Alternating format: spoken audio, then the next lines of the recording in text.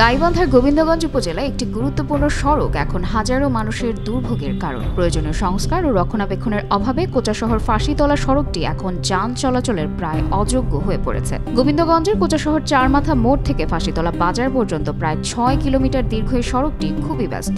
এটি শুধু স্থানীয়দের জন্য গুরুত্বপূর্ণ নয়, বরং ঢাকা রংপুর মহাসড়কের বিকল্প হিসেবেও ব্যবহৃত হয়। মহিমাগঞ্জের শিল্প কারখানার ভারী যানবাহনও এই পথ দিয়ে যাতায়াত করে।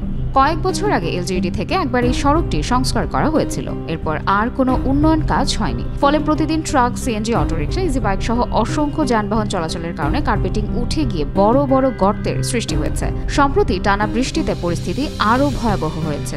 যে অবস্থা এই রাস্তার, প্রতিনিয়ত ভ্যান, মোটরসাইকেল, ইভেন আমি নিজেও অ্যাক্সিডেন্ট করেছিলাম কয়েকদিন আগে।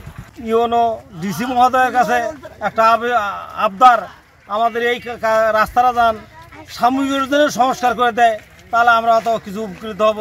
ফাঁসিতলা টু কোচাশহর দীর্ঘদিন যাবৎ এই বেহাল অবস্থা। আগে এটা সুগার মিলের আন্ডারে ছিল, ওরা সময় অসময়ে এটা তত্ত্বাবধান করতো। তা এখন ওই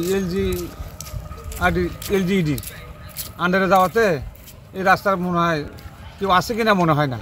হরিপুর সরকারি প্রাথমিক বিদ্যালয়ের সামনে থেকে শুরু করে ধর্মা কাজীপাড়া পর্যন্ত সড়কের অবস্থা খুবই খারাপ। গর্তে পড়ে প্রায় যানবাহন উল্টে দুর্ঘটনা ঘটছে। এতে স্কুল কলেজগামী শিক্ষার্থী ও সাধারণ মানুষ প্রতিনিয়ত ভোগান্তির শিকার হচ্ছেন। ফাঁসিতলা কোচাশহর রোডটি অত্যন্ত গুরুত্বপূর্ণ।